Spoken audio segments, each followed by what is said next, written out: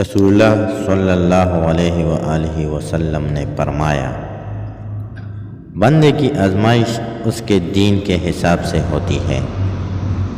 اگر وہ اپنے دین میں پختہ اور مضبوط ہو تو اس کی آزمائش بھی زیادہ ہوتی ہے، اور اگر اس کی ایمان کمزور ہو تو اس کی آزمائش اسی حساب سے کم ہوتی ہے۔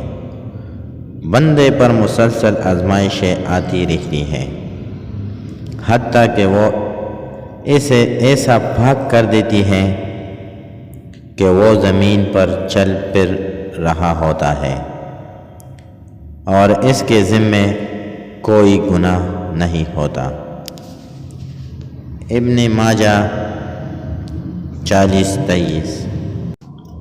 یا اللہ ہماری تمام گناہیں معاف فرما، آمین ثم آمین۔